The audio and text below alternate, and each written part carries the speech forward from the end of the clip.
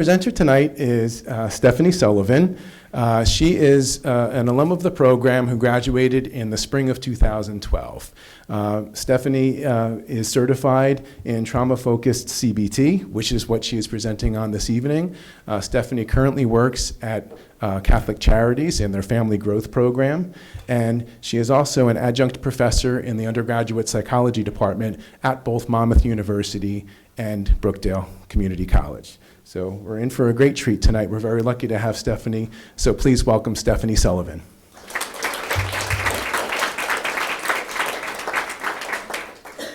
Hi guys, how's everybody doing? Good. Can you guys hear me in the back okay? All right, good. Well, thank you guys for coming out. Just for my own knowledge here, how many people are current students that are in the room? Okay, so a lot of you guys. Okay, that's great. How many people are in the field? I think it's like half and half. All right, so that works out pretty well. Again, my name is Stephanie Sullivan. Thank you guys for coming out for this. And I think the main reason that there's a presentation going on about trauma is because no matter what area of the field that you're going to be going into, this is something you're going to come across at some point, right? You can't avoid it. So even if you're not going into a trauma-specific specialization, it's still something that's going to come up with your clients. So with trauma-focused CBT, there is a training that you guys are going to learn a little bit about today. I am not from the people who created it.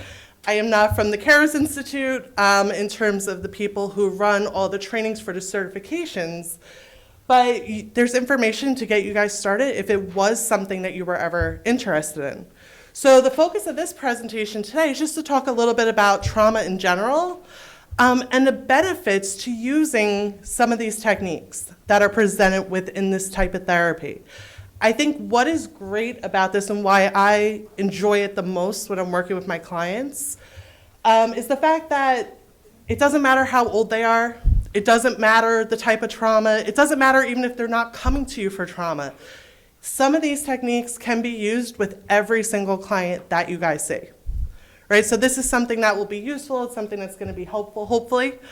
And I want to hear from you guys too. So as we're going through them, you might have different ideas. You guys might be doing a little bit different in your offices.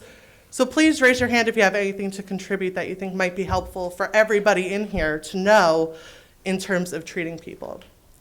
At my current job, I work for Catholic Charities, their Family Growth Program. So we specialize in trauma. I specialize mostly in sexual abuse, and I work mostly with children and adolescents.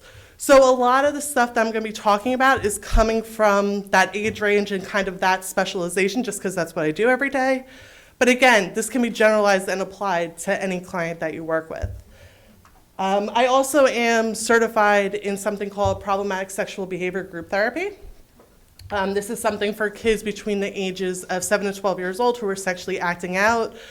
I'm also involved in parent-child interaction therapy. I'm certified in that, which is a really great program for children with ODD or any type of aggressive outbursts that are happening at home. So a little bit of that's also going to be brought into the presentation because there's some skills from all these different areas that I think might be useful for you guys. So just getting started here, I have this little thing up here. So rating from 1 least severe to 5 the most severe. So there's 5 different traumas listed here.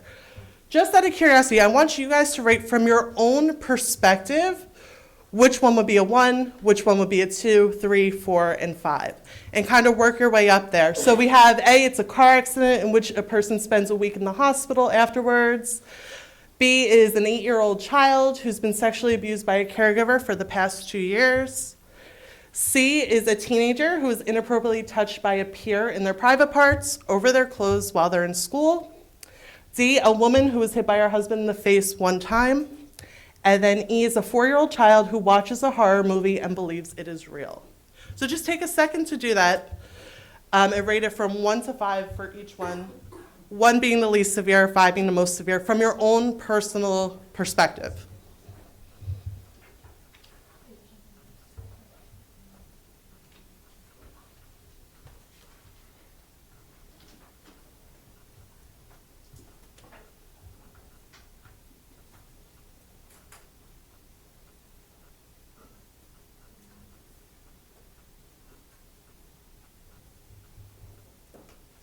guys good to go?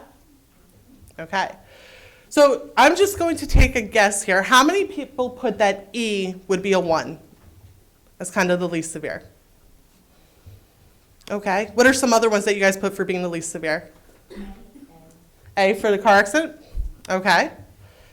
All right, so what did most of you guys put for 5 as being the most severe? So how many people put A, the car accident, as being the most severe? Nobody? How many people put B, an 8-year-old child who's been sexually abused by a caregiver for the past 2 years? A lot of people. C, a teenager who was inappropriately touched by a peer in their private parts over their clothes in school. Nobody again? And then D, a woman who's hit by her husband in the face 1 time. Okay. Oh, somebody did. Okay, good. And then E, a 4-year-old child who watches the horror movie and believes it's real. Okay. So what's interesting here is most of you guys picked the sexual abuse. Can anybody explain why? Yeah. I don't think it's just the sexual abuse, but the developmental level of the child. Okay, because they're 8 years old. Right. What other factors? Yeah. That it was a caregiver and it was going on for 2 years. Okay, so it was a caregiver, right? So maybe it was the parent going on for 2 years. Yeah. It's also known that kids who are sexually abused, that there's lifelong issues that follow that. Yeah, there could be, definitely. Lisa? Broken trust is something you can never get back. Right, so that's something, obviously, the effects of the trust of like a caregiver-child relationship, that's really difficult. Yeah, Length of time? the length of time. Yeah, so 2 years is not just a one-time incident, right? One time should never even happen, right? But for 2 years, that's a really long time.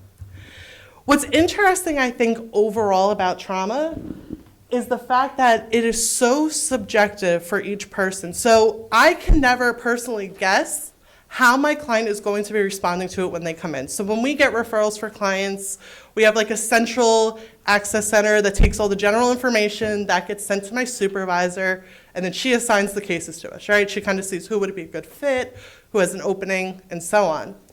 And I'll get some cases. So maybe there's a child who watched a horror movie and thinks it's real. So in my mind, personally, I might think, okay, going to work helping them understand reality a little bit, shouldn't be too long, maybe for keeping them in therapy, right? A child, then I might get the referral for 2 years being sexually abused, 8 years old. In my mind, automatically, I might be like, okay, I'm going to go right into trauma-focused CBT, going to assess for symptoms of PTSD and see how they're doing.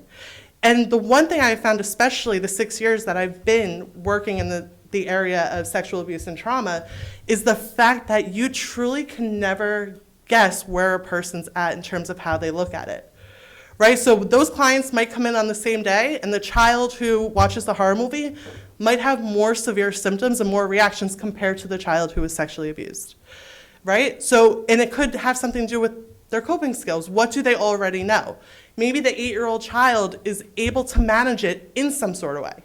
Maybe it's, they're having obviously a hard time. I don't think any child would be okay with this, but they might have really good support systems. They might have, a school counselor that they've been able to start talking to about this, right? Where the child who's watching the horror movies might not have anybody, right? If a child that young is watching a horror movie, there's probably not good parental supervision to begin with overall. So they might have stronger reactions. And that's something that I've always found is that I try to never make assumptions for who's walking in my office about, how did they respond to the trauma?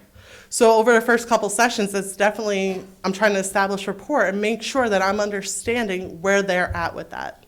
Same thing with the one about the car accident, right? So if 2 people get into a car accident, one person might walk away from it completely fine, annoyed, right? Now they have to go through all this stuff with their insurance and stuff like that. The other person who experienced the exact same thing might never drive a car again or be too fearful to drive a car again. So when you're working in this field and you're dealing with traumas, you really can never kind of guess where a person truly is at until you hear it from them. And it's always important to be aware of your own biases and your own countertransference, because again, I might assume that a child who is sexually abused is going to have that stronger reaction, but it doesn't mean that it has to be the case. And going off of what Matt said a little bit here, Supervision and peer consultation are extremely important in this field. I have my LPC now, and I still meet with my supervisor once a week. I don't have to. It's not something that the state is requiring me to do. But being in this field and being able to identify these issues, being able to identify countertransference, and being able to really process what you're going through is highly, highly important when you're dealing with these issues. So in terms of the treatment, like obviously you guys are aware of, trauma-focused cognitive behavioral therapy. It was developed by Dr. Judy Cohen, Dr. Esther Deblinger, and Dr. Anthony Manarino. There's a lot of information for you guys out there on them. So if you look down at the bottom, I have the web address here for you on the PowerPoints, and you guys should have had these emailed out to you already. And that website is great, and that truly is the beginning phase if you are interested in ever getting the training for this treatment. They actually have, it's considered a 10-hour training program online. It doesn't take 10 hours, don't tell them I told you that. But it generally really does go through step by step all the different stages that you guys have to do. And this is the first thing that you're required to do. And I don't want to promise this, I'm pretty sure there's CEUs involved with this that are free. I remember when I did it, there were CEUs, but I was still in grad school, so I didn't get them. But for some reason, I don't know if they've changed that since then. But I do believe that you get something for it. So if this is something that you would like to continue with, you would have to do an in-person 2-day training through the CARES Institute. They offer a couple every year in our area, which is great. And then you also have to do consultation. It could be twice a month for 6 months, or once a month for a year, and it's through phone consultation with other people on the phone talking about different cases and so on. At the end of it, there's a test that you have to take, but by that point, you've been doing TSCBT for so long that you pretty much can breeze right through it, and it's something that is really worth it. Also, it's an evidence-based treatment. So the literature and the research is showing that it's been proven to be effective with kids who are suffering from all different types of trauma. And what's great, if you work at a specific nonprofit agency, there's different grants and different funding that you can get because you're going to be collecting information, being able to collect data in order to be able to show that this treatment is actually being effective. And I'll show you guys that on the next slide, kind of what we do with it. And what's great about it, too, is that it's short term. Now, I say this with a star next to it, right? Because they say it can be completed in 12 weeks. When you go to the trainings for these, they say right away, the first session, make sure you get all the assessments done. I don't know if I've personally ever done that. Obviously, when I was going through the training, I had to do it that way.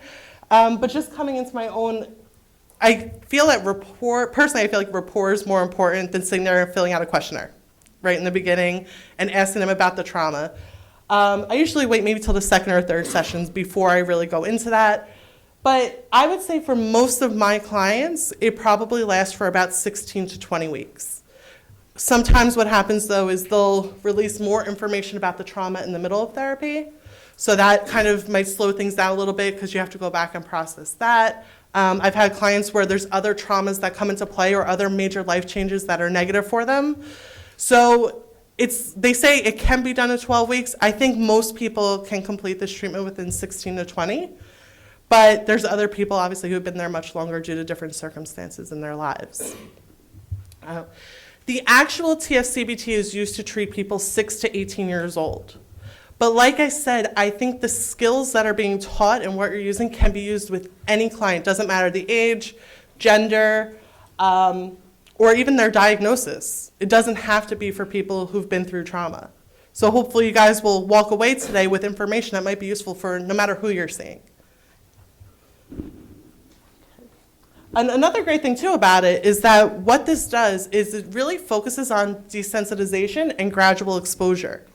So one of the things is they come in, we have to do certain assessments, obviously, to continue with collecting our data, to get our grants, and so on that we have at our agency. But what I like to tell my clients is that after that point, you don't have to talk about what happened to you just yet.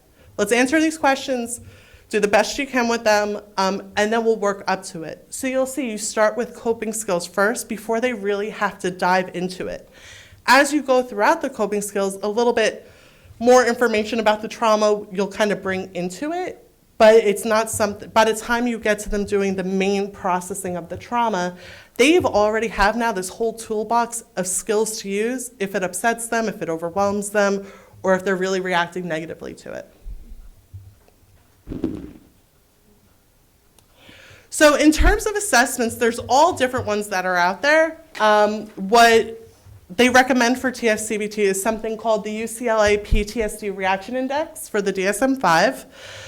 With this, I wanted to bring in copies of it, and then my supervisor reminded me that it's copyrighted and we'll probably be charged a really large fine for it. So I do apologize about that. But what this does, it assesses for the possibility of PTSD. It looks at the range of different symptoms, then you rate them.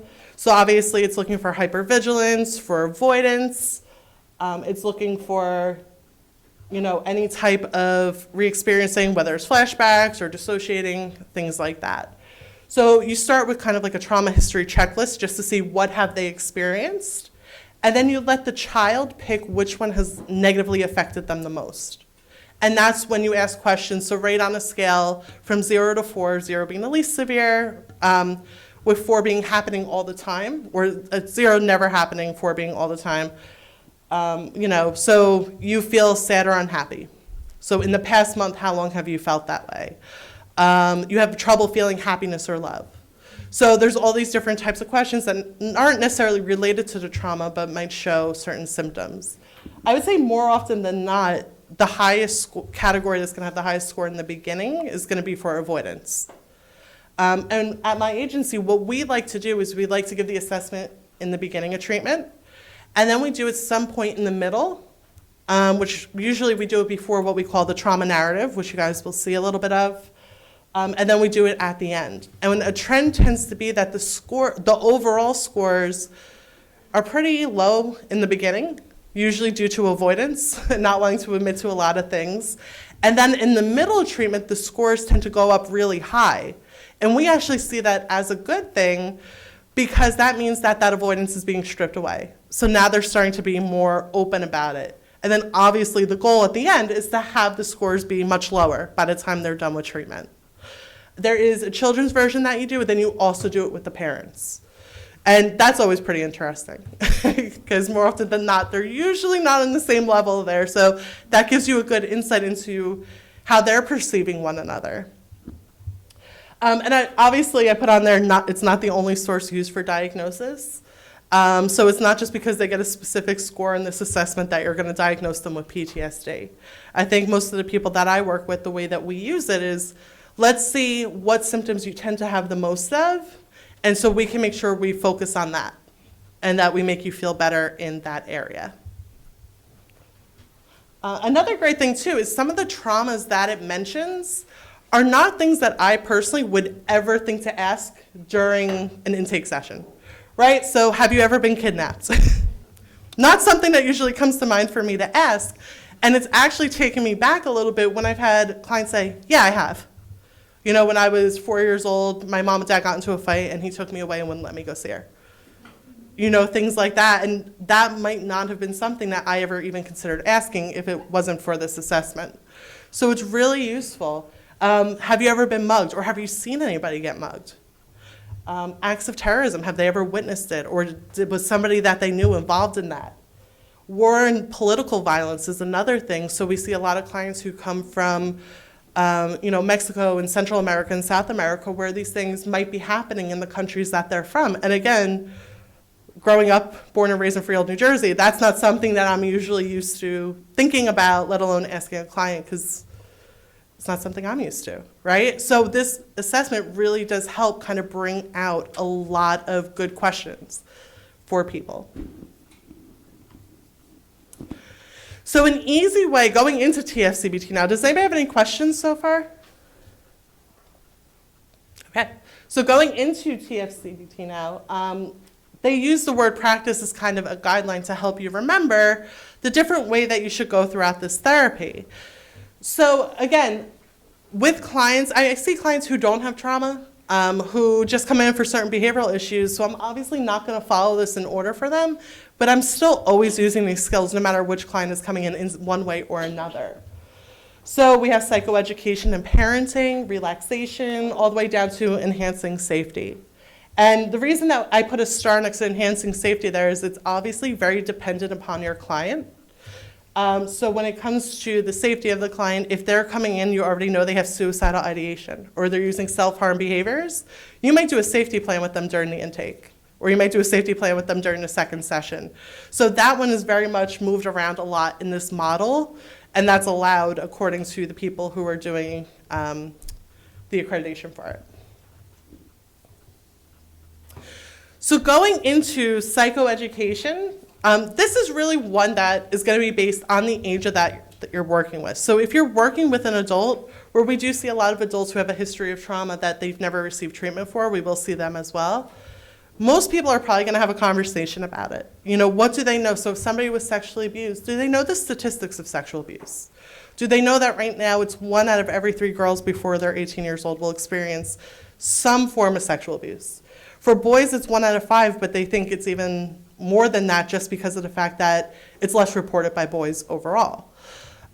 So, you know, you can have conversations about that, asking them if they know what sexual abuse is.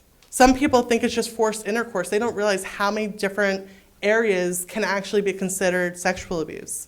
I've had a lot of teenagers that I've worked with where when we go through that and we talk about, you know, what sexual abuse actually includes, there's other disclosures. There's more things that they never even realized they were supposed to tell because they didn't realize that that was even considered part of sexual abuse. With younger kids, I have a bunch of materials here, and I know the room goes back really far there, so what I'm going to do is I'm just going to leave them up here at the end. So if you want to come up and take a look, you can kind of look through them and see what they are. But one book that I really love is something called Please Tell. So it's a child's story about sexual abuse. So there's many different ways that you can use this, and it was written by, they just have the name as Jessie. It was actually a child herself who was sexually abused who wrote this book. And it really gives children, a lot of times children feel guilt about the situation that they're in, or they might blame themselves for telling. So this is really good to use with them because it shows how important it is to tell. And it kind of shows the empowerment of that, and it really praises them for telling. If you have a child where you think there might be sexual abuse, or they've disclosed and then they've retracted their statements, again, this is also a good book to use with that. So that's something we use often. With a lot of the kids who experience sexual or even physical abuse, this is one of my favorites. This is something called Amazing You. And it was written by Dr. Gail Saltz. And it talks about the different private parts and explains to children what they are. So with this, what we do this for is we work very closely with the Monmouth County Prosecutor's Office. We actually just started doing counseling sessions about 6 months ago over at the Child Advocacy Center in Freehold. And we've started expanding our days there so that children can have their sessions in that area of Monmouth County. And it's a very comfortable environment for them. But a lot of these kids have to go to court, or they're going to have to go to trial, or they're going to have to go to grand jury at least to talk about what happened to them. So what's great about this book is, you know, with young ones, you can kind of explain private parts are things that are covered by your bathing suit, right? And that helps them understand the difference between boys and girls. And this book does a good job of that. It's also important for them to know the names of the different private parts for the legal reasons, right? Because if they call it a nickname that they have at home for a certain private part, and then eventually they're going to have to go to court and they might change it a little bit, that can now be seen as them changing what they initially said, or it can be misinterpreted in some way. So we try to really educate them on the proper names for their different body parts. So that way, if they have to go to that point, they have that understanding. And another key thing too, all these materials that we use, we're obviously showing to the caregivers first, right? So whether it's the parents or whoever's taking care of them to make sure they approve. We also really encourage them to be a part of the sessions, to be a part of the conversations, or sometimes they even have the parents read it to them instead of having me do it. And I'll just kind of be the mediator and help facilitate it to really help them open up and start that conversation about it. There's another one here called What's the Big Secret? Talking about sex with girls and boys. By Lori Krasny Brown. We use this in our problematic sexual behavior group therapy that I mentioned, but this one I use more for kids between the ages of 10 and 12, or 9 to 12 maybe. It tends to be pretty useful, and it gives good descriptions that they can understand, but again, it's appropriate still for the different ages, and it's understandable to them. One of my absolute favorite things that we use is something that the CARES Institute actually creates for TFCBT. So these cards are called What Do You Know? And you can purchase these on their website. So what's great about these different cards are that they're all different subjects in here. So you have physical safety, sexual abuse, general safety skills, and also ones that you can kind of create your own question, which is really nice. So you can kind of present it to kids as, we're going to play a card game. And on all these cards, they have part of an animal here. So they want to keep answering the questions because they want to get a full animal by answering 4 cards. So it's something that you can create into a game. But again, it's talking about what is sexual abuse, what is physical abuse, general safety skills, what can you do if you don't feel safe when you're walking home from school and somebody calls you over to their car. So dependent upon the person that you're seeing, these are really great tools to use. And the kids really do respond pretty well to them overall. Does anybody have any questions about that? Does anybody use anything for psychoeducation about anything that they're working with? Anything different? Yeah. I love the book Brave Bart, which is a book about a cat that is experiences something that's scary and sad and bad and scary, and so the kids and his kitty garden call him the Brave Cat. Uh-huh. And it talks about, I think a lot of times kids relate to animals, they feel very safe to them, and so this little kitten goes through the process of trauma and then explains what trauma is, and so I find it kids really like it because they have to chat. Yeah, definitely. We have that one in our library there too. I think that's true. I think kids really do enjoy animals and they love responding to it in that way. There's a couple books that are out there too. Again, these are just a few samples here, but they actually will come with a stuffed animal with it of like whoever the main character is in the book. And so while you're reading it to the kids, they can hold it. And it gives them something to kind of hold on to, kind of like a stress relief and like a stress ball. So there's all different things out there. Steph, I was just wondering if you'd be comfortable if we pass the books around. Oh yeah, that's fine. Would that be all right? Yep. There you go.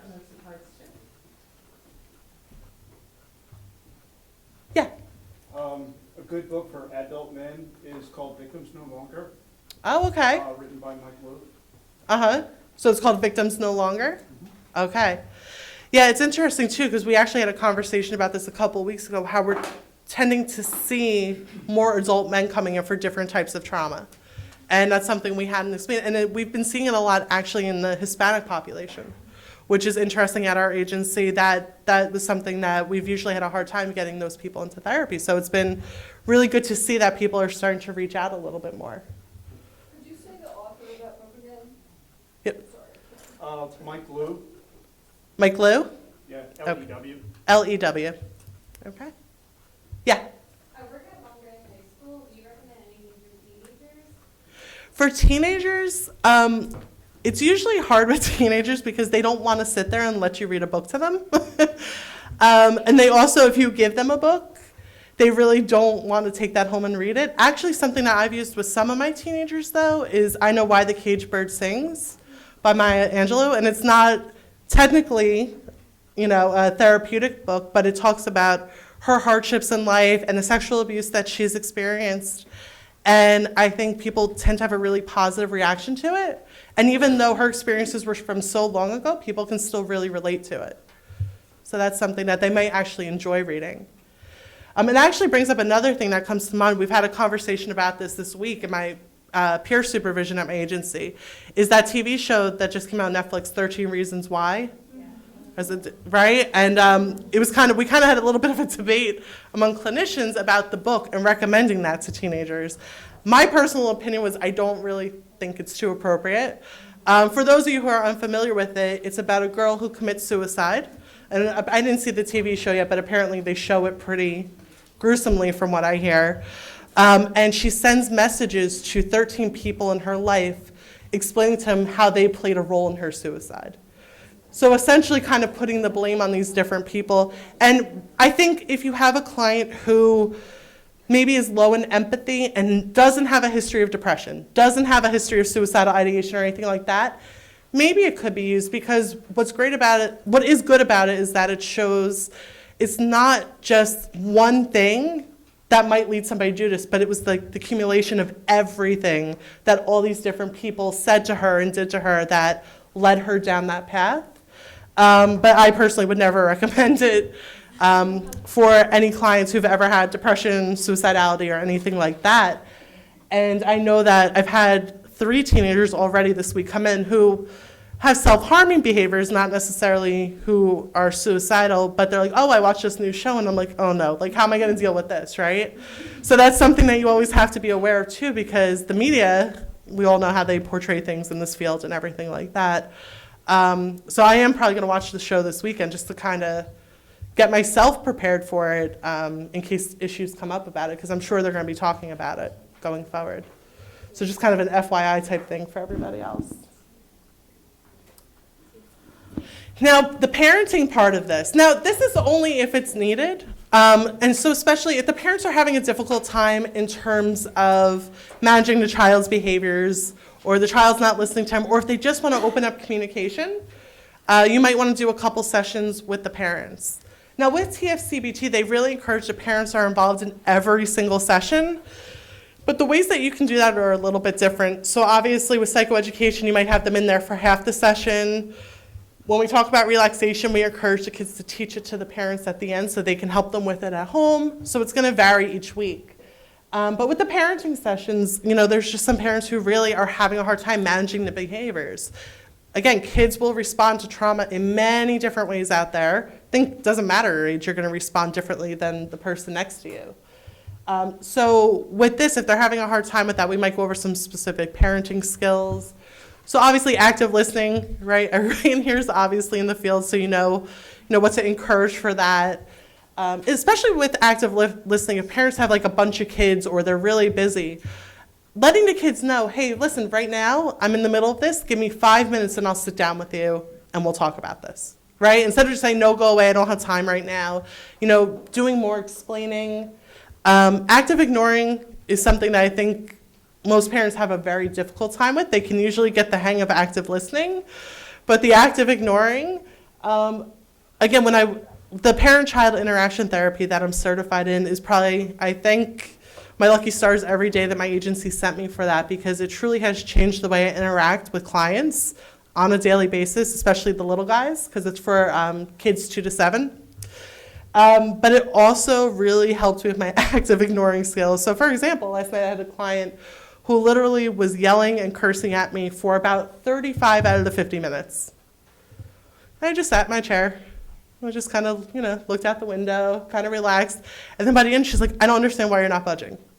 Right? And so that led into like a whole conversation, because she's used to getting away with things. She didn't want to be there last night. She wanted to go do something with her friends.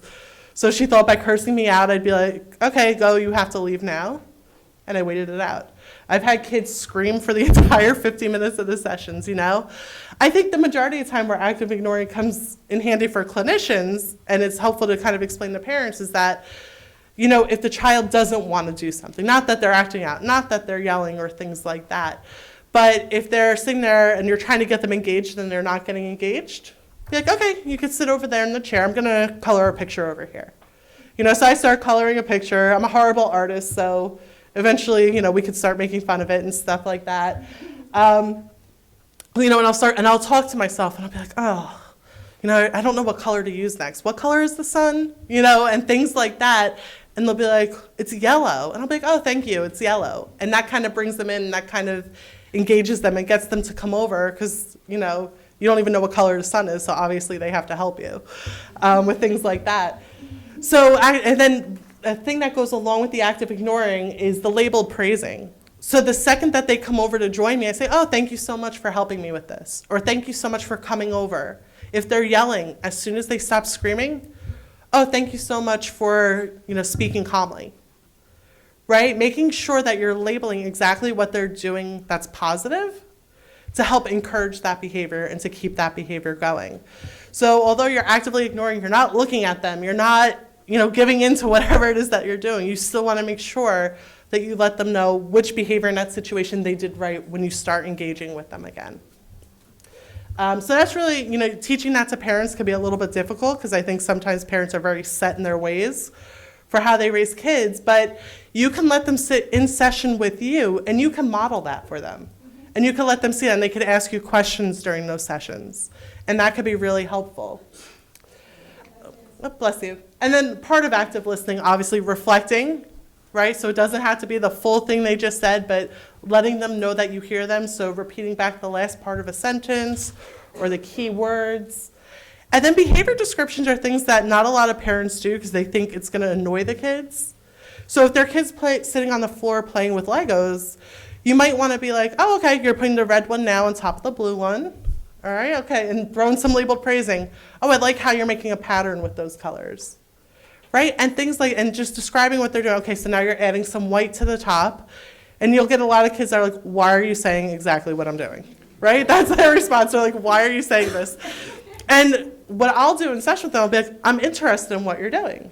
Or I'll say, oh, but because I really think what you're doing is really nice. You're doing a good job with that. You know, and so then they're like, all right. And they kind of like go along with it and they give in to you with that. So I think that's one of the parenting skills that kind of gets ignored but can be really helpful. And something that we always encourage is play. So when parents are at home with the kids, take 5 minutes out of your day to make that playtime. Literally just 5 minutes to sit with your kids, if you don't do this already, and use these skills with them and give them your full on attention for that 5 minutes. Right? And it does help with that relationship building overall. And the kids want to interact positively because they're liking that. They're liking the way their parents are responding to them instead of either ignoring them or yelling at them and not noticing the good things that they are actually doing. Does anybody have any questions about that or anything to add? I Yes. want to comment that the labeled praise, that's a technique I use a lot with young children and who have trauma. And I have a client now specifically, and he's very intelligent. He's 14 years old, but he responded in just that way, like, I know what I'm doing. You know, you don't have to tell me. But after time, it really has proven to be helpful. And, you know, he used to be very, very vocal about not wanting to participate in treatment. He was very rude, very disrespectful of me. You know, he would be like, why are you wearing that? Your voice is so annoying. And just very, very disrespectful. And last week was, I believe, his 18th session.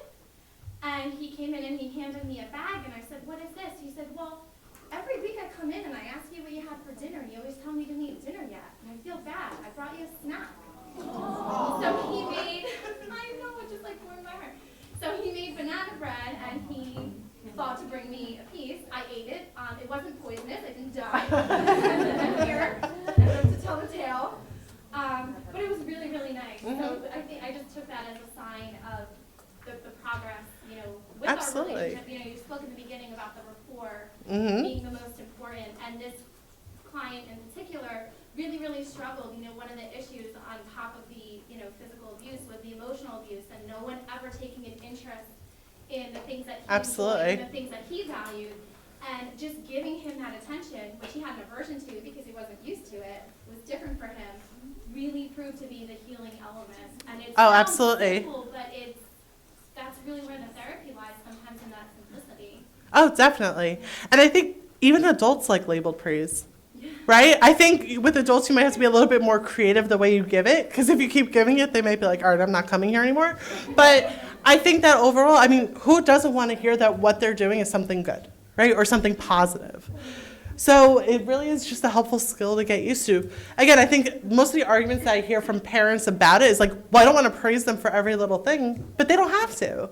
You know, so that one day when they come home from school and they're not complaining about not wanting to put their shoes away, praise them. Be like, thank you for putting your shoes away without having me ask you, right? And noticing the little changes that they're making and making sure that they know that you're seeing that. I have one client right now where the biggest problem is he's 15 years old, has an extensive abuse history, has a horrible relationship with his grandmother, and he's made so many positive changes recently that I can see that even the grandmother's reporting to me, but she will not acknowledge that to him. You know, and at first he was like, well, why should I change? It's not going to do me any good. My situation's not changing and everything like that. But he's gotten to a place now where he's willing to do it for himself. and not depend on other people to recognize it and stuff like that. Somebody else have their hand up? Yeah. I work with adults, and I work for our DBT track in our program. And the label praise, like we give homework assignments in DBT, and the label praise goes so far when they're not like quite hooked into absorbing the skills yet. Absolutely. And Yeah. even with like really apprehensive, I'll say, clients, it really goes a long way. Yeah. Well, it builds self-esteem, right? It kind of gets rid of that self-doubt a little bit. It makes them feel as though, okay, I am doing the right thing. Like this is something that's good, whether you're a child or an adult. Definitely. All right, so another stage here is relaxation. I'm sure you guys, everybody being in the field, you all have your own relaxation strategies that you like to teach. So one of them is controlled breathing. I think just for time-wise, we might skip the videos today, Matt. So, this can be done in so many ways. And if you guys decide to go online and just do those 10 hours of the TSCBT online, they have video demonstrations. They even have sample scripts that you can actually use with your clients. Obviously, you have to tailor it to your client, but it really is helpful. So one way they like to teach the belly breathing is, have them have a balloon and have them blow up the balloon, right? And then let a little bit of air out, it goes down. And that's what your stomach should be doing to know that you're taking a really deep breath. So they get to play with the balloon. So there's the buy-in right there that they want to engage in it. I think that they find it funny with me because for some reason I cannot blow up balloons no matter what I do. It doesn't work. So you can make it funny for them, and show a little bit of your flaws there. But it lets them do it. So they breathe in through their nose, hold it for 2 seconds, out through their mouth. Should be coming from their diaphragm, so comparing it to the balloon. And the exhale should be longer than the inhale. And there's so many great sources out there. If you go onto YouTube and you just type in Sesame Street belly breathing, there's a video from Colby Calais and I think Common, and they do this whole song with Elmo. And it's something that the kids can just follow along to and do, and it helps them learn how to calm down. And Elmo turns into a monster because he's so angry. I will say, be careful how many times you use it and which clients you use it with, because when you get a client who wants to listen to it every week, your own mental health is at stake there. So just be very careful with that. Obviously, with adults and teenagers, it's something that they can grasp pretty easily, and they might enjoy. And the way that I like to really address it is that when you're upset about something, how do you physically feel? Right? We all get that sympathetic nervous system activated there. We're at high arousal when we're upset about things. So our bodies aren't going to feel good. So if your body isn't feeling good at all, how are you going to change your negative thoughts that you're having? How are you going to make it something more positive, right? So that's why I like to start with that, so that they can physically make themselves feel better.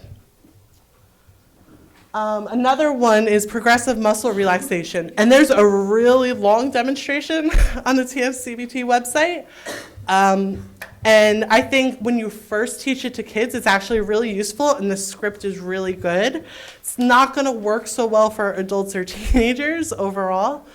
But essentially tensing and relaxing the muscles of each section of your body. So you have hands, arms, the top of your face, lower portion of your face, neck and shoulders, stomach, legs, feet. There's so many scripts that you guys can just Google and find online for progressive muscle relaxation, or you can just do it with them, right? This gets the blood flowing in the body. It gets your body less tense. It helps relieve any feelings of anxiety or anything that you're having that's really negative. And I think that overall clients have a buy-in to it, but it does take a little bit longer, because there's so much you're doing. So I try to tell my clients, tense it 3 seconds, relax it for 3 seconds, and do it in reps of 3. And I think that makes it a little bit easier for them just to get them practicing. And in the handouts that you guys have on the second page, on the back of that first thing, this is something we use in our problematic sexual behavior group when we do relaxation there.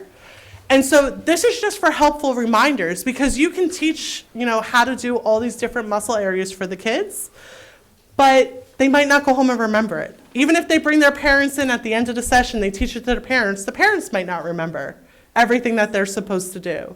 So this is just a little guide for them to bring home to remember. They also don't have, you don't have to tell them to do every part of their body, right? They can, pick the areas that they feel the most, and some things work better for others. I have some kids who, have a lot of anger built up, and they like what we call the squeezing the lemons when they use their hands, like they squeeze it really tight, like they're making lemonade, and then relax. And that's all they have to do. They don't have to do the other ones. So you have to really make it specialized to your client overall. And then guided imagery. So the website for where I got this one is right on the front of your handouts here. This is my favorite one, even though there's typos and that bothers me, but it's a PDF, so I can't change it. But I really like this one. I don't say it word for word. At this point, I kind of know the general steps, and I'll have it out just in case I forget something. But what I like about this is you're using guided imagery, you're letting them relax, you're including the breathing and the muscle relaxation, and they get to imagine a safe place in their mind, which in this case is a treehouse. And then as soon as they're done picturing it, they get to draw it for you. And they get to show you exactly what they were seeing.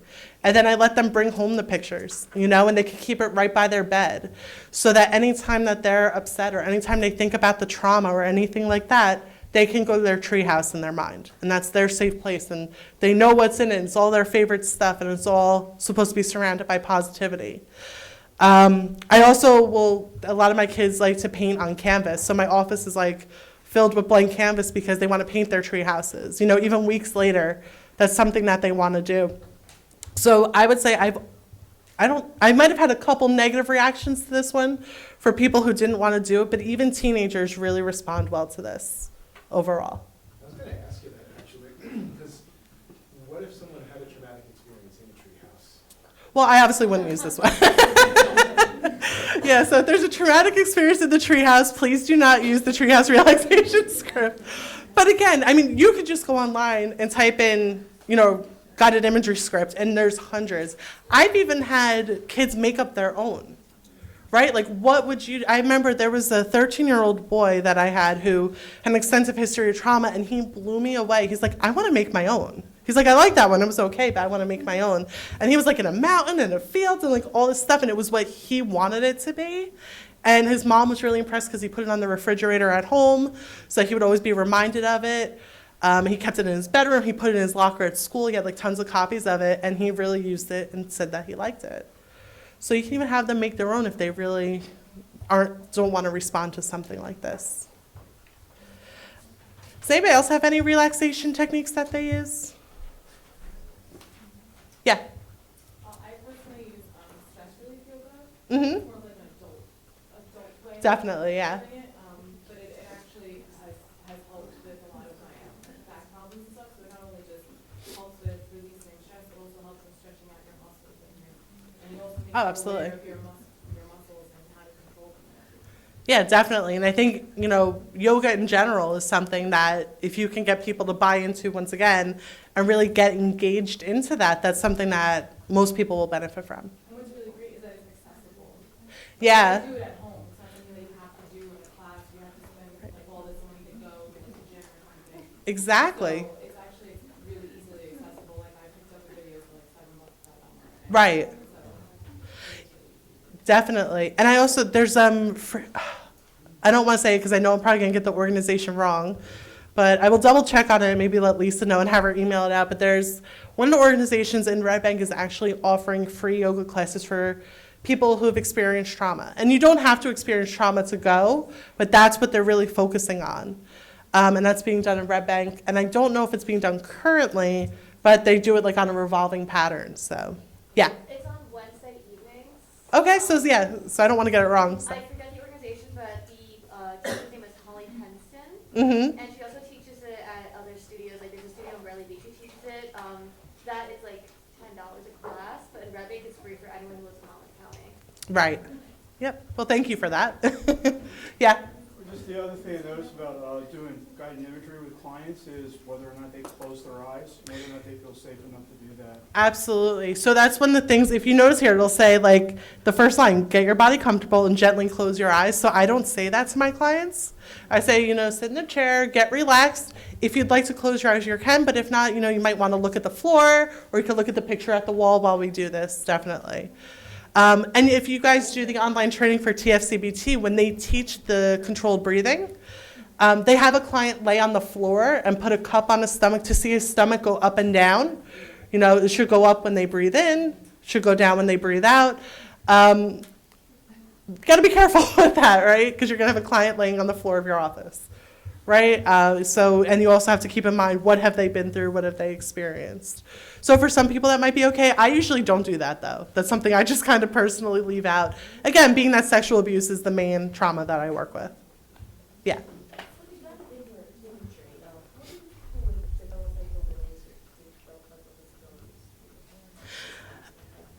I don't specifically work with people with developmental delays or developmental disabilities. I have had a few in the past. And I can't think off the top of my head if I've specifically used guided imagery with them. But because we do have people at my job who have more experience with that, so when that referral comes in, they're the ones who get people to have that. Right. And I think, again, if you go online, you're going to find many sources for that, and I think a lot of research on that, and you might find ones that are more appropriate. Mm-hmm. Right. Affect modulation is one of my favorites, right? Because we're therapists, we like to talk about feelings, right? That's all we do. And there's just so much that you can do with this.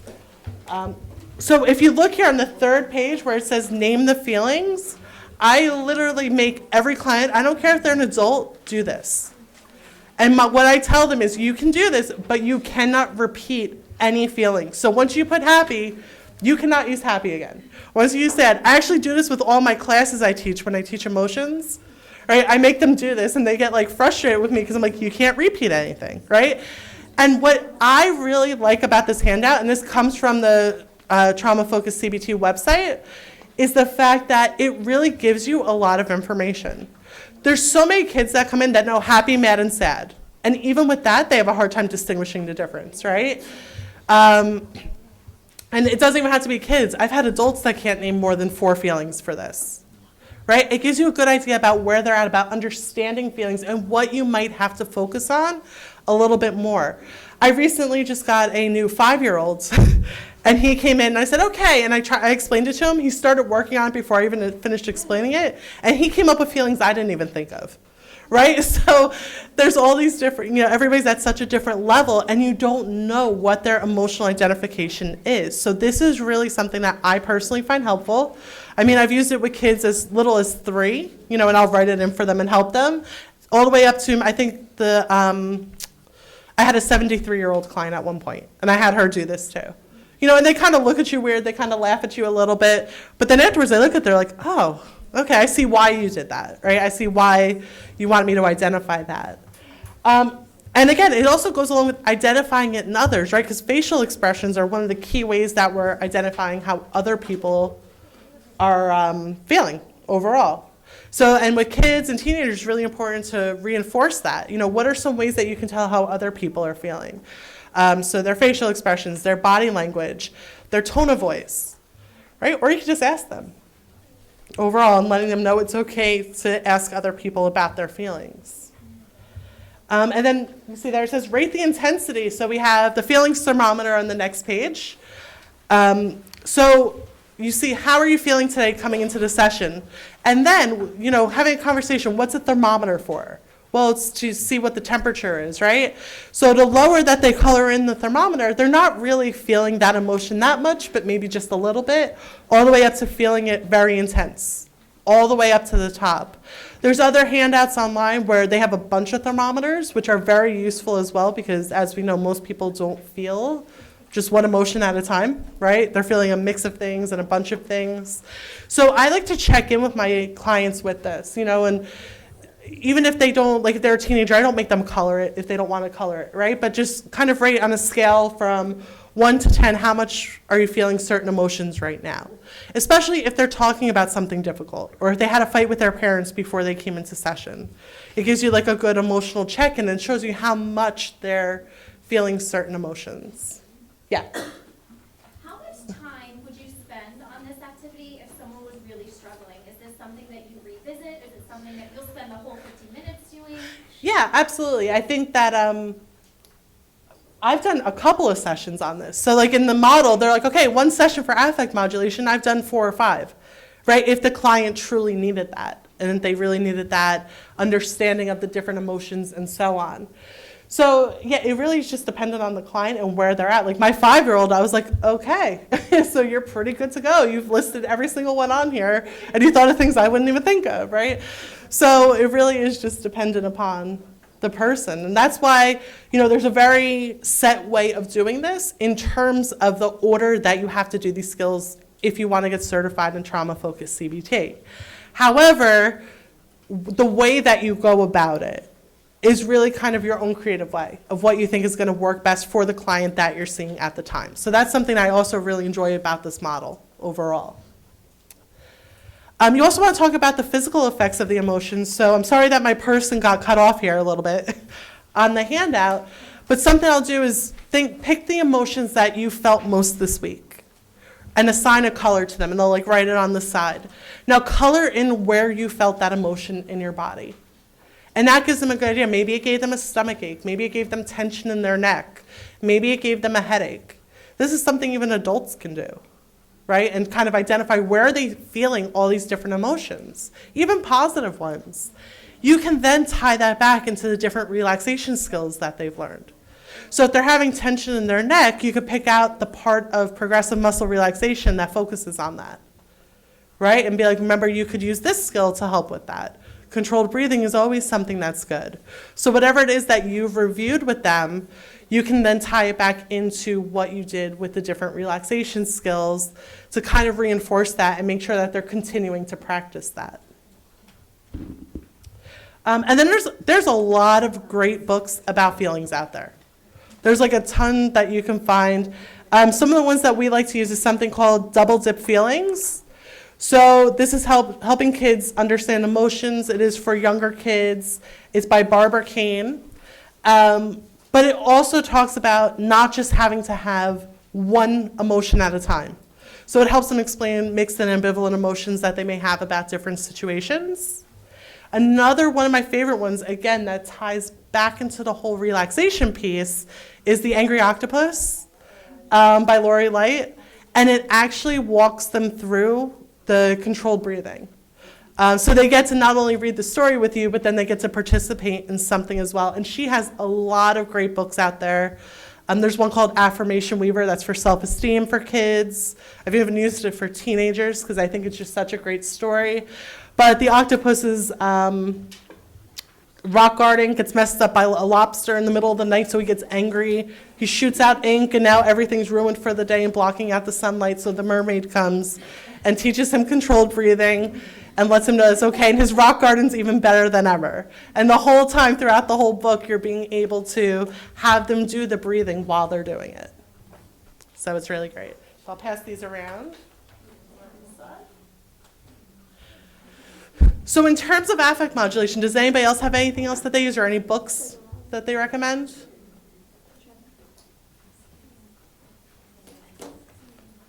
Yeah. Well, in group therapy, not that it's trauma focused, but sometimes I'll use like feeling charades. Oh yeah, feeling charades are fun. Even with like adults, and that kind of gets them activated sometimes, and it's pretty funny to like see how they try to identify like certain emotions, and they're like, I can't do this one, there's no way. Right. Right. I agree, and I've used it with adults too. And something that I really like, and even in individual sessions, something I like about feeling charades is they might be presenting something to you, and you're like, okay, you're angry, and they may be like, no, I'm sad. So now you have a better idea of if their parents are saying, well, they're angry all the time, and the kid's like, no, I'm not. You might have now an idea of why that's happening because they might be presenting themselves differently and people might see it differently than the way they truly mean for it to come across. So I think feeling charades can be used in many different ways and you can get a lot of good information from that. Definitely. Right.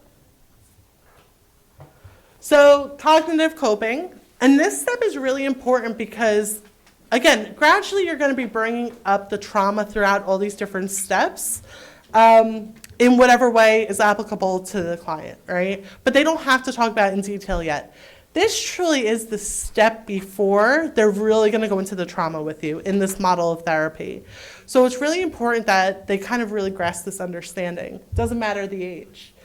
Well, one technique that they have, though, here is thought stopping, right? So you have them pick an image that has nothing to do with anything in their life. It's completely neutral, doesn't remind them of anything that they can picture in their mind. So whenever something negative comes up, they think about that image and they don't stop thinking about it until that's the only thing in their mind. So it like blocks all the other thoughts. It's even a skill they teach kids who are having trouble focusing in school to help them get back on track to focus. So like I presented to kids where I pick a lemon, because I like lemons, I like lemonade, right? But it doesn't remind me of any memories in my life whatsoever. So I'll picture in my mind, you know, the color of the lemon, the size, the texture, does it have a little green on the end? Cut it open, what does it look like? Is it dried out? Is it juicy? And all these different things that they can think about. And it's one of those skills, though, that they really do have to practice, and it's really important to inform their caregivers of this, so that they can kind of be cues and like help remind them, like, okay, you're upset right now, why don't you think about the lemon or whatever the object is that they actually pick. I had a client who has a very extensive abuse history. She's 12 years old, and a lot of the abuse, getting her menstrual cycle at 12 years old was something that was very traumatic for her due to the abuse that she experienced when she was younger. So she had a lot of very much dissociating type symptoms when she would go and use the restroom during that time of the month. And so her caregivers actually, her image for thought stopping was a pineapple, because that was her neutral image. They bought a pineapple picture to put in the bathroom, a pineapple shower curtain, and so she was always constantly surrounded by reminders. And the symptoms have actually greatly decreased. Although there's still some anxiety around it, it has been something that's helpful for her. So I think especially with this technique, it is important to get the other people involved in it as well, to help them remind the kids to use this skill when they need to. And then the cognitive triangle is something that all clients can be aware of or should be aware of in terms of our thoughts, feelings, and behaviors are completely related. They're all influencing one another at all times, right? So helping them understand that, and there's so many different ways that you can go about this. So with older kids and with adults, it might just be a conversation. I have a giant whiteboard in one of my offices, and I'll just draw it out maybe before they come in, right? And then we can have a conversation about it. For other kids, something that they really enjoy, they like making chains out of construction paper, you know, where you cut it into strips and then you link them all together. So I'll have them pick a couple of events that week that happened where they had a negative thought. So then using different colors, they'll write the event, the negative thought, then what were their feelings due to it, and then what were their behaviors due to it. And then I have them flip it over, and if they had a positive thought instead, or if they changed their thought to something more positive instead, then how would that have affected their feelings? How would that have affected their behaviors? And it really helps with the discussion, and then they could connect them all at the end.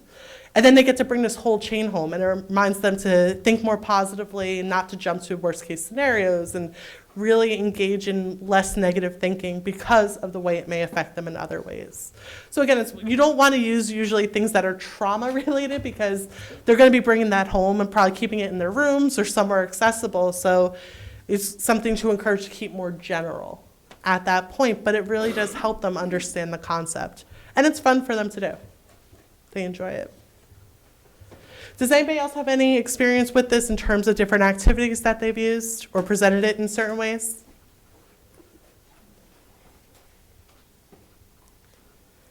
Yeah. When you talk about the thought stopping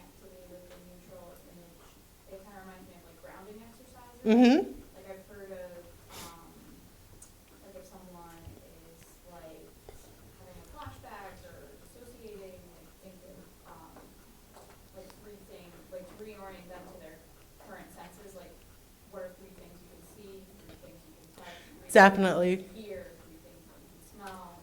Right, yeah, so focusing on the senses when you're doing grounding. Yeah, definitely. Yeah, I think that's great. And I think that is part of thought stopping in a way, because now they're changing their thoughts to only thinking about that and changing it to something helpful for them to get out of the situation. Yep. Okay. So the main component of this whole type of therapy is their trauma narrative. And that's what you're leading up to all the way until this point. Essentially, they are now going to tell their story. And there's so many different ways that they can do this.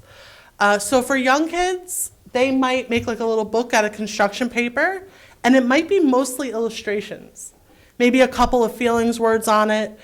And it might be something, again, based on their developmental level and where they're at.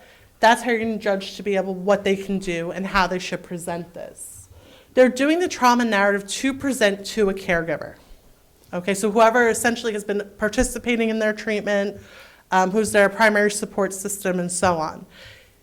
It's not always guaranteed that they can do that, right? So it's not always guaranteed that they have somebody appropriate. We also have kids that are transported by DCP&P, right? So it's not possible to have the parents engaged in a treatment or to be able to present the narrative to that. We've had kids present the narrative to other clinicians who maybe their siblings are working with, so they've gotten to know them a little bit so they feel comfortable doing that. You've had it where you just have kids present it back to you overall. Erica, did you have something? I did. I wanted to know when you use this technique with adults, Uh-huh. because I know that you do. Who do you have them share the narrative with outside of yourself, if anyone? With the adults that I've had do a trauma narrative, I've had them, most of the adults that we see, that I've done a trauma narrative with, I should say, have children also in therapy. So they presented it to their child's therapist, again, because they've established rapport with them and they felt comfortable. I've had it with siblings, spouses, and so on. Yeah, so. In the session? In the session, yeah. And usually it's only one person you want it to be. You don't want it to be too many people. And a reason for that is the clinician is going to present it to whoever the person who's going to hear it first. So if a kid is doing their trauma narrative, I'm going to read the narrative to their parents first, or whoever it is that's been bringing them to treatment. And the reason for that is mainly to assess for appropriateness, because you're not always, unfortunately, not always going to get that from the parents. Either it's because they don't respond positively at home, or they themselves are negatively affected by the experience, which is more often than not. And it sounds a little bit weird, I guess. I don't know the right word I'm looking for here, but something that we encourage is that they don't cry. And I know that that sounds weird because we want people to experience that in therapy and be able to release their emotions. But I've had it where I've had to read the narrative a couple of times to an individual parent to get them to a point where they will not have an emotional breakdown during their child reading it to them. Because after I read it to them, the child's going to hear it. The child's going to present it to them, rather. So, which is always harder, right? And the reason that for that and that we encourage that is that they sometimes have guilt. They sometimes feel like they've upset their parents' lives, or because of them now, you know, the stepfather's gone, so mom now has to work 2 jobs and they feel like it's all their fault. Or they had to move out of their house and in with their grandparents because now there's not that support system.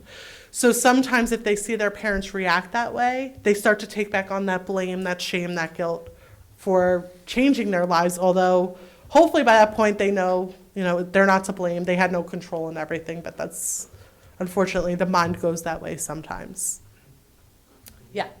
Yeah, I don't know if you're going to get into this later. Yeah. But just wondering, what do you prompt the clients to include in the narrative? How detailed? Right. Yeah, so in the beginning, you know, if they're young, again, it's going to be very brief probably. But if they're about 6 or 7 and older, what I do is I create chapters with them. And chapters are not like chapters in a book. They could just be a paragraph. But maybe like 5 chapters that they want to include. So generally they start off with like an about me chapter. general information. I'm this year old, I go to this school, this is what I like, and things like that. Then generally they tend to do like about my family. Sometimes that can be part of the trauma. Other times they're just talking about their siblings or their relationships with their parents and things like that. And that kind of eases into what they're talking about. In terms of the different chapters, it's very dependent upon who you're seeing. So if you have somebody with multiple traumas, there's different ways that you can go about this. So you can say, pick the first time that it happened, right? That's an option for them. The worst experience with it could be that. If they've had different traumas with different people, they don't have to talk about all of that. You can keep it simplified. One trauma, one time is enough to be effective for this technique. You know, I've seen people where they have trauma narratives that are like 12 pages long. But is that really going to be effective for the purpose of it? Being able to share their story and to empower them now to share that fully with whoever it is they're sharing with and be able to move on. So I've had kids just write it. I've had them type it on my computer. I've had them verbally say it to me, and then I'll type it up for them as they're talking. They can make like a little book out of it. I've had them make a poster.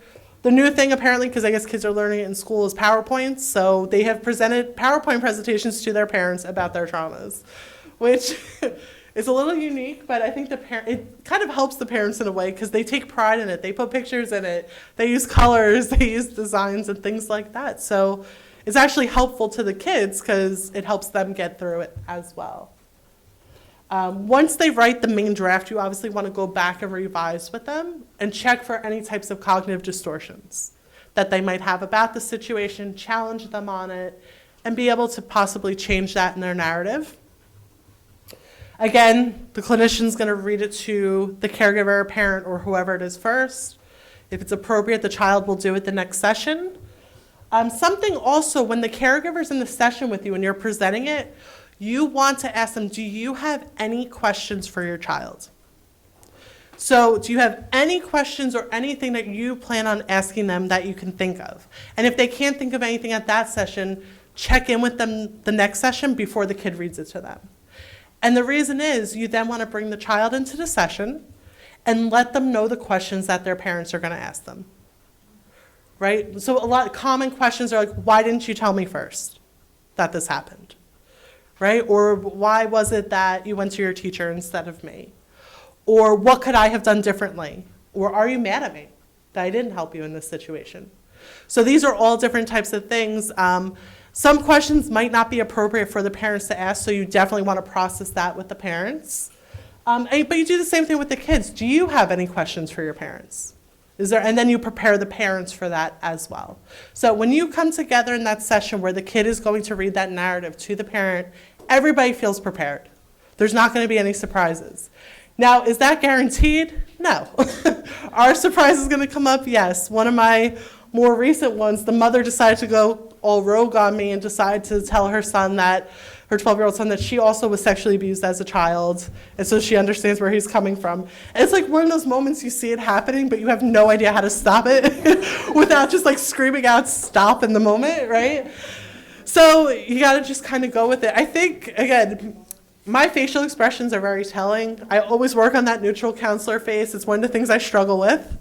So I think she kind of saw, because I have a very good relationship with her, a look that I was giving her, so she kind of cut it off. And then the next session, we checked in about it. And she's like, I'm really sorry. You know, I didn't mean to do that. But she thought it would help. He actually didn't respond negatively to it.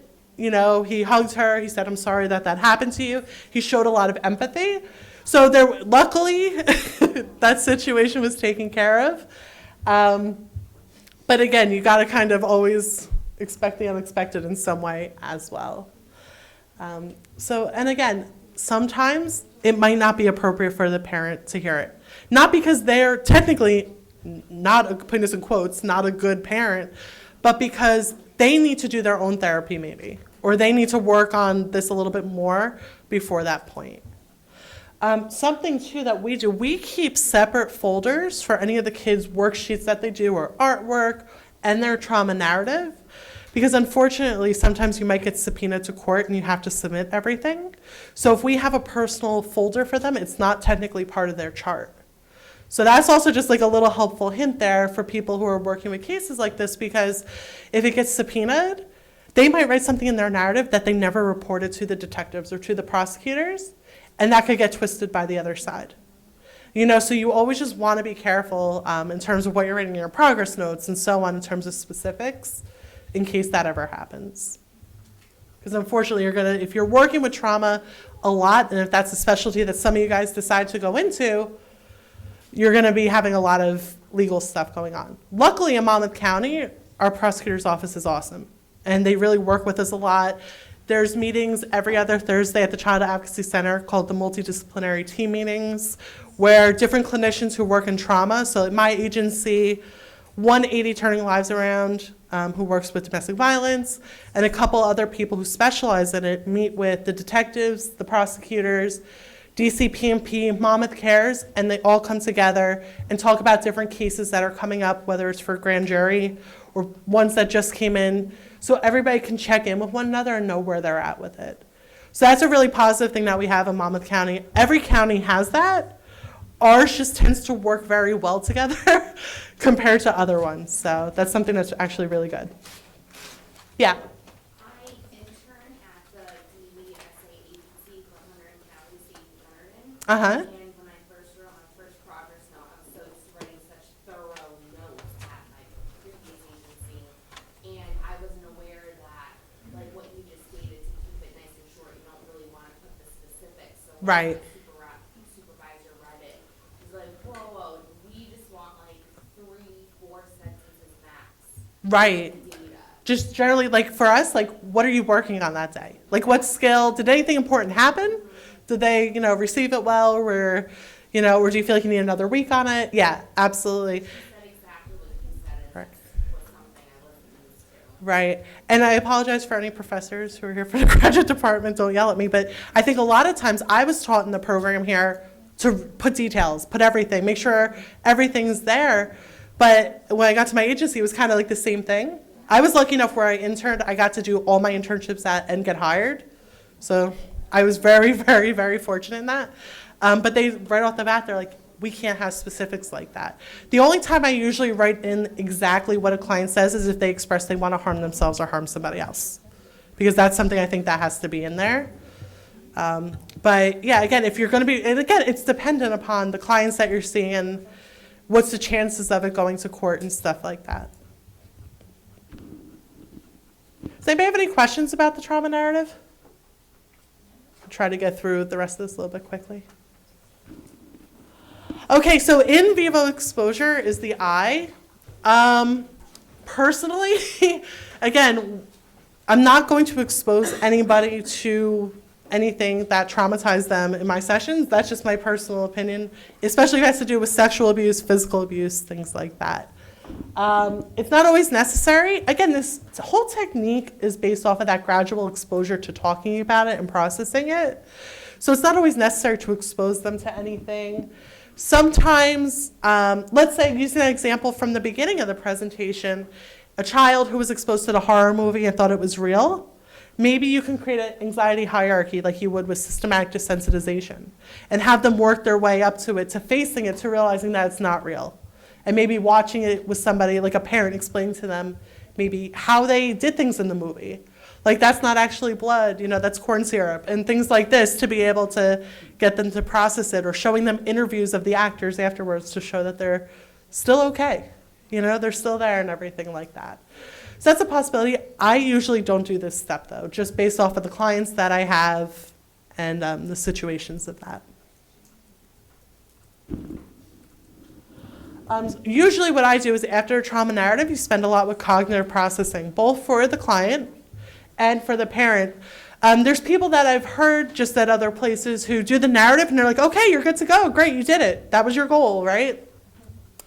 But after that one session, other things come up, right? They need time to process it. So I probably spend about 2 to 3 sessions just processing the narrative and feelings, thoughts, things that came from that, from both the parent and the child. So depending on the family, it will be dependent upon, do I see them together for these sessions? Or do I see them individually? So maybe spend half the time with the child, half the time with the parent. So you kind of use your judgment with that. Something I do like to do with this, with a child, especially if they're still having a hard time, you know, with the trauma and feeling like some doubts about it, is kind of reversing roles with them. Because by this point, you know your client pretty well, and having them be the therapist, right? So being the therapist, what do you want to hear? Right? And then I might respond to them how they're usually responding to me about certain things and so on. So that can be pretty helpful in this step. This is going to be tailored to the individual person. There's not much that I can really go into in terms of examples. It's just going to have to be making sure that you know that the graduation is coming up for your client. So what doubts do they still have? What shame do they still have? Do the parents still have guilt about the situation that happened? And you really want to address it there. There's also conjoint sessions. Sometimes this can be combined with that cognitive processing, where you see the parents and the kids together.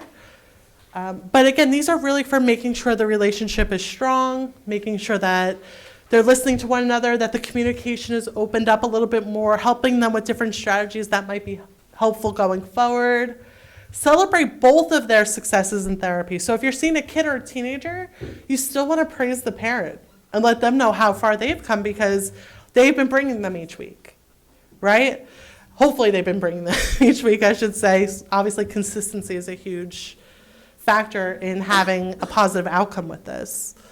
You know, and making sure that they both are leaving there feeling as though they've accomplished what they've needed to accomplish. Doesn't always happen. There's always some doubts. There's always some, you know, underlying things that you're, you know, as the counselor, you wish would go away, but they might be there for a while, and they might need to come back in a couple of years to deal with that.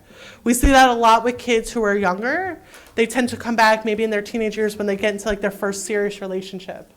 Or they're starting to think about, you know, having sex for the first time or things like that. So now different issues are arising for them. We see kids that will come back, check in before they go to college, if they were seen like in the young teenage years, just to make sure they've kind of refresh on everything like that. People when they're getting married, you know, haven't been there in 10 years, but now they want to come back and kind of just make sure they're good to go going forward. And you also want to make sure you provide any coping skills for the caregiver that maybe might be effective for them with specific issues that they're dealing with at that time.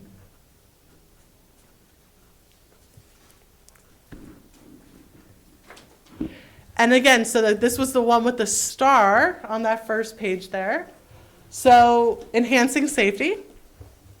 You could do it at any point in therapy. So again, if somebody comes in the beginning and they have suicidal ideation, you're probably not saving this for the last step, right? You're probably going to do that right away. Maybe in the middle of therapy, bless you, maybe in the middle of therapy they come up and all of a sudden, you know, they've had a rough week and they start using self-harming behaviors. You're going to probably stop what you're doing that week and not focus on TFCBT and make sure you get a safety plan in action there, always including the caregivers, making sure everybody's on the same page with that. So when we do safety planning, one of the key things we do is we make them list at least 3 trusted adults in their life that they can contact if they need them. And we make them put their names and their phone numbers on a piece of paper, so they always have that. Coping skills that they can use if they need to, triggers to help identify, and ways to get out of the triggers as well. We also provide abuse prevention information going forward in the future. So that problematic sexual behavior group therapy I do uses a program called No Go Tell. So they have a lot of interesting cards that are laminated that really kind of freak me out, even as a therapist. But I kind of hand select ones that are very generalized. And it says, okay, so in this situation, what should you do? And it's to have the kids yell out no, get out of the situation if they can, and make sure they tell the first trusted person that they can tell what happened. Talking about situations where it might not be possible, and what could you do instead, and things like that, so that they feel like they have a plan going forward if anything were to ever occur again or something different were to occur, and just so that they're educated about what should happen. Does anybody have any questions? Yeah. Can you use this with people who have dissociative disorders? Oh, I think so. I don't know how, there's no evidence to show that this treatment's effective yet for people with dissociative disorders, but again, I think that these skills can be helpful for many people, and obviously, well, not obviously, but most likely there's a history of abuse if they're experiencing that. Yeah. Yeah. So it sounds like most of the people that you're working with have already, there's already been a report made. Yes, so everybody that comes to my agency has to have reported it already, or it's been exposed in some sort of way. So we'll have it where somebody reports it, but then the people who come in deny it, that it ever happened. But we'll still see them because there's a police report and there's a case going through. So most of our referrals come from either DCPMP or the prosecutor's office. What's the status of the offender while the client is, while the kid's in treatment? The status of the offender is very variable. So I have some cases where that's a huge part that you have to incorporate into treatment because the person is still out free, because they haven't been to grand jury yet to decide whether or not this person should be indicted or not. So that's something we work with the kids on, preparing them for grand jury. And for those of you who don't know, grand jury in Monmouth County happens every Friday. There's 23 jurors, I want to say, around that number, in a small room. And so what happens is the prosecutor and the detective will go in first, and they'll explain the child's story and exactly what happened. And this is all the way up to 18 years old, they have to do this. If any of the jurors have any questions, that's the only time that the child or teenager has to go into the room. They don't have to report everything that they already disclosed. They just have to answer the questions. But even if they don't get called into the room, they still have to be there. So they're subpoenaed to be there. So we tend, if we're available, we like to go with them and sit with them and just keep them comfortable. A lot of times the really little ones don't have to go in. But usually the teenagers go in. I don't think personally I've seen anybody in there for more than 4 minutes. So they go in, they answer the questions, they don't want to make it stressful on them. And then they have to wait 2 weeks to find out if the person's going to be indicted or not. So being indicted means that then there's going to be a case going forward against them. So if they're not indicted, that's a whole other issue you're going to have to deal with. If they are indicted, okay, so now you have to figure out, are they going to take the plea bargain for whatever the prosecutor comes up with, or is the child going to have to go to trial? So in either case, you have to kind of get them prepared. And again, what I think is really great about our prosecutor's office and the Child Advocacy Center in Freehold is that before grand jury, they'll take them into the courtroom and show them the room.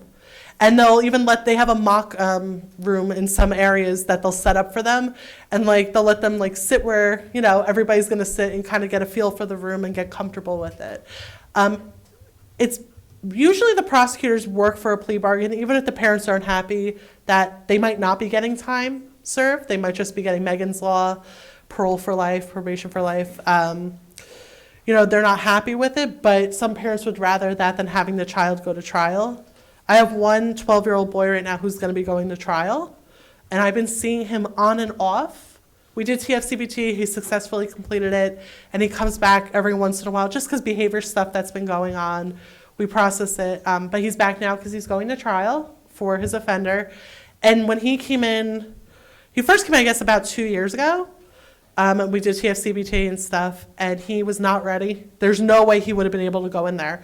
I think he's matured enough now, and I think he wants that sense of empowerment, and he doesn't feel guilty for it. He doesn't feel like he's to blame. So I think he's going to do well, and I think it's going to be actually a positive experience for him. So that was a really long-winded answer to that, which I do, but, yeah, everybody's so different with that. Yeah. Do you have any books or recommendations for children that have incarcerated parents? I actually don't.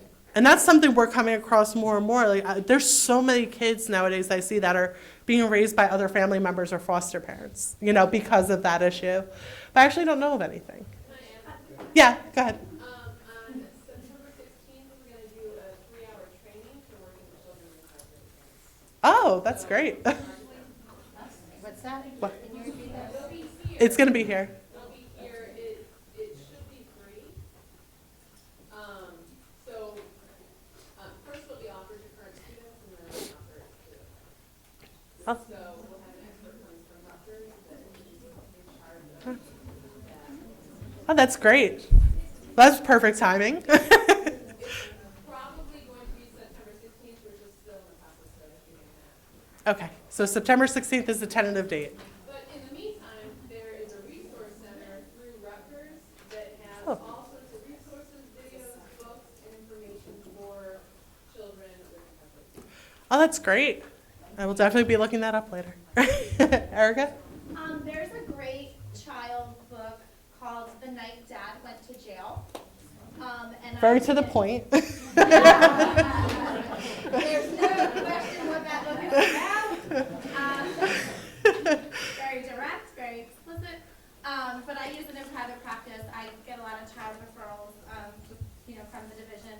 And, it's proven to be pretty effective with the kids. They respond well to it. It just breaks the whole process down and, really gets to the feelings and things like that. So it's a pretty good resource. Thank you. Does anybody have any other questions? Well, thank you guys. Thank you for coming. I hope that you found something useful.